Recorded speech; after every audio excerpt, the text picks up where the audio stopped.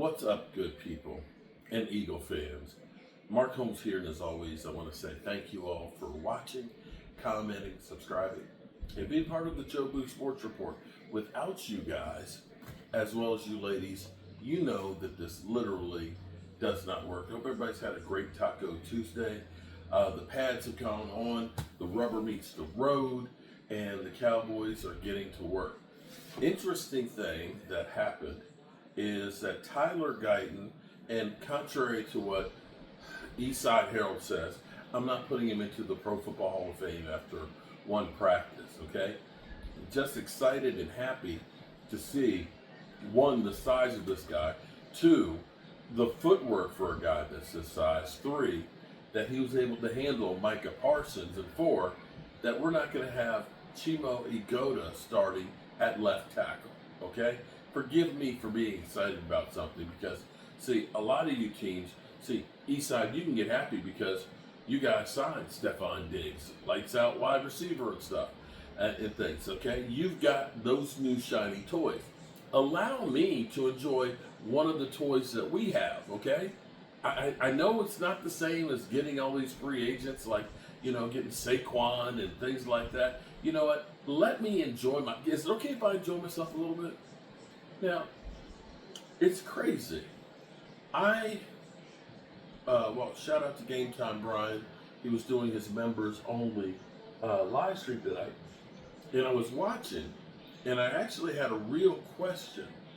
And because today, the Eagles had their first padded practice, Cowboys had their first padded practice.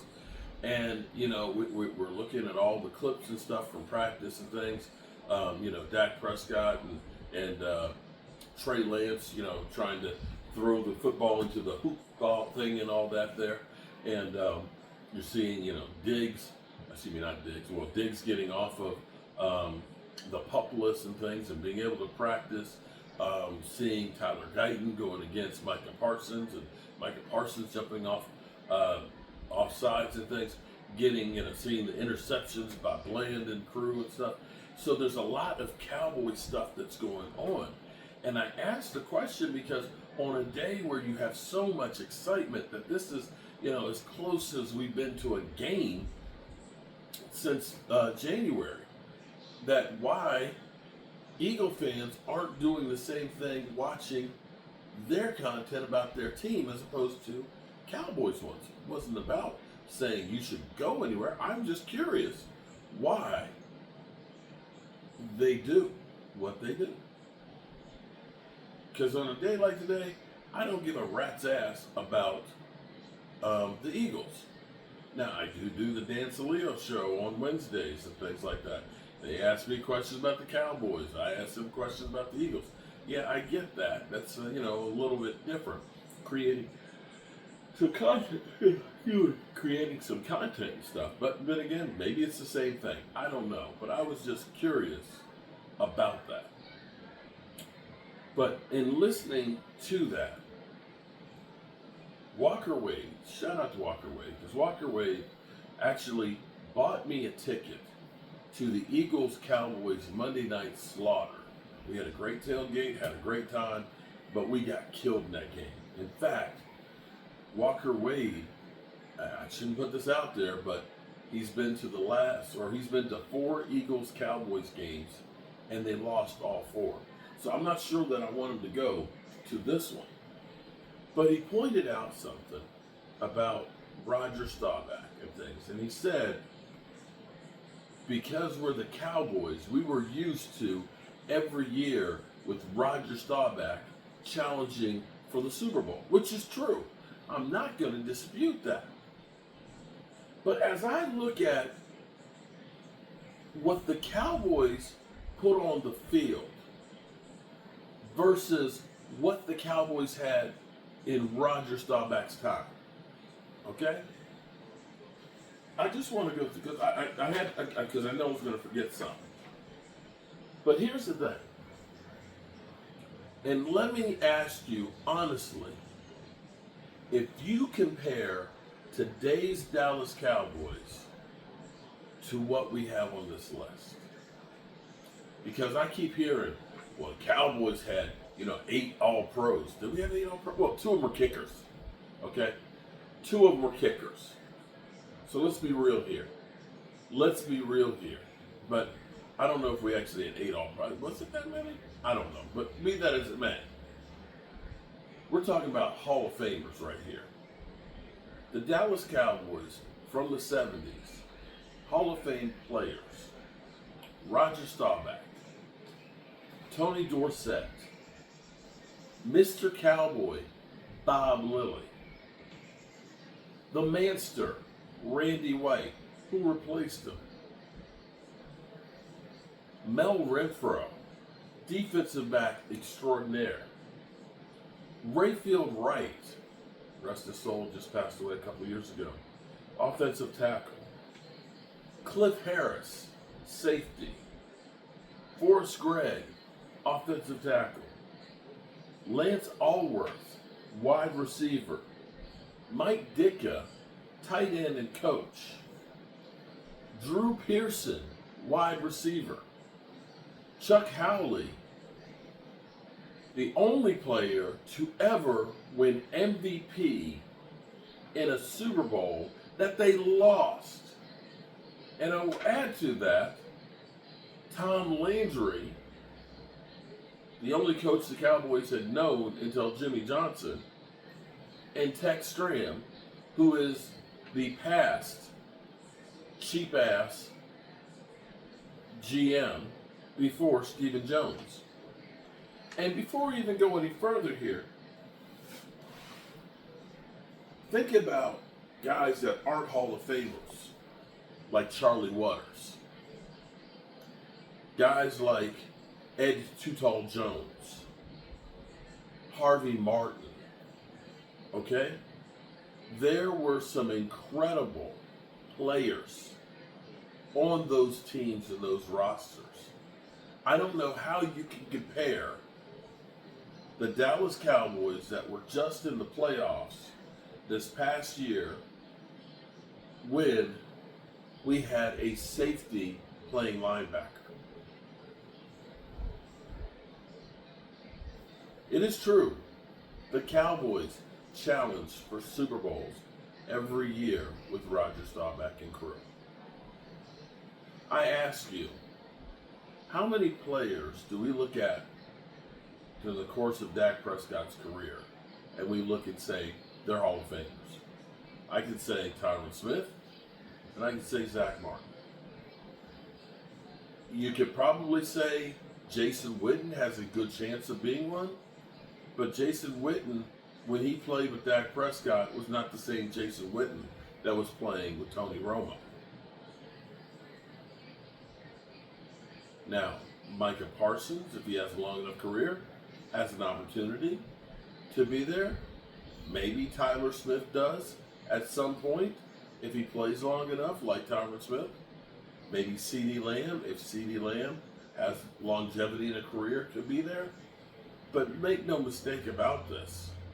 When I look at this list right here of the players that we had during the 70s, sorry, we're not anywhere near as loaded.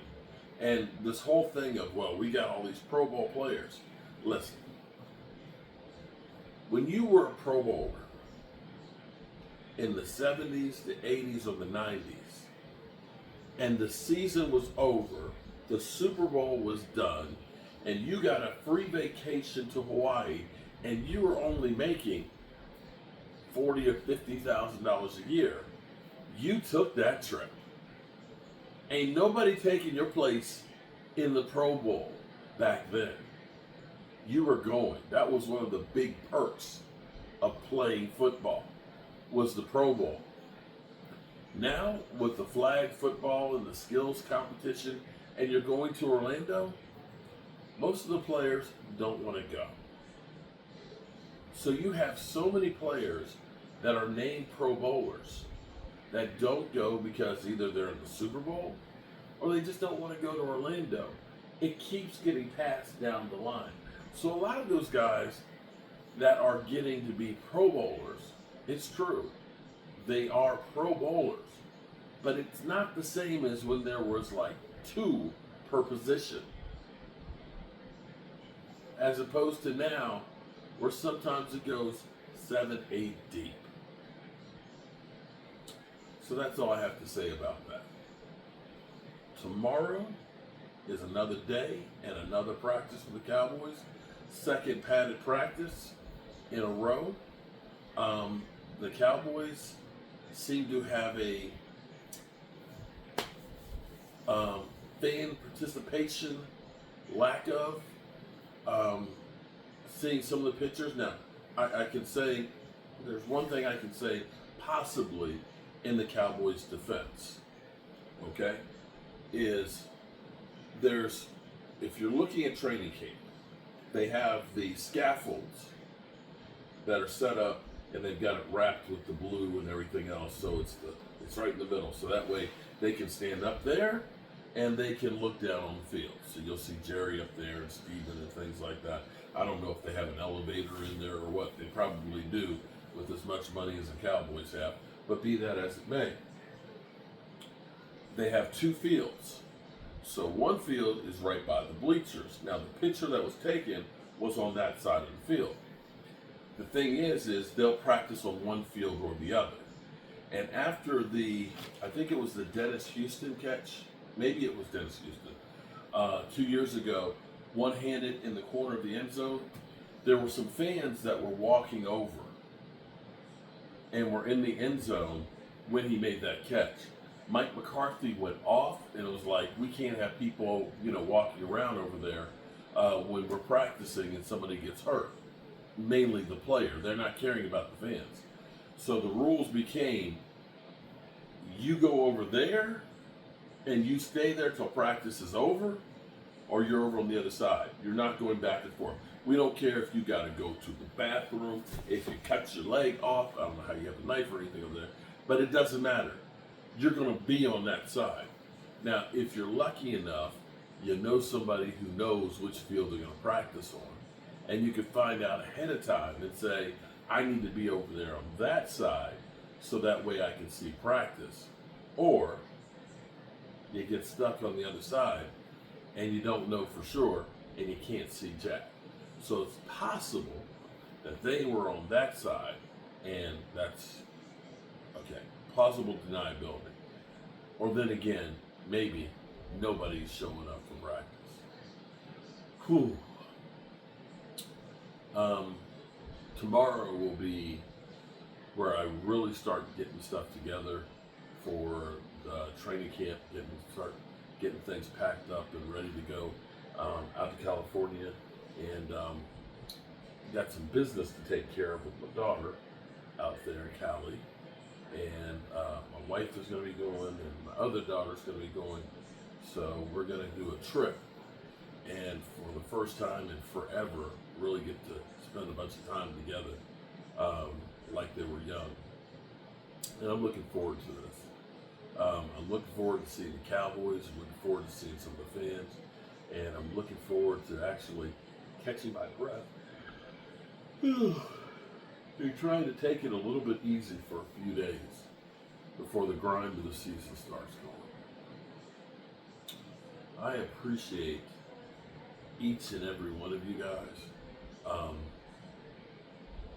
I'm still amazed that 8 years ago, where this channel was and where it is now. And there's so many of you guys to thank for getting me as far as I've gotten. And I appreciate y'all. You know how I always end this. Remember to tell the people you love how much you love them. You might not get the chance again, good people. And I love you. God willing, we'll all see each other tomorrow. Peace out.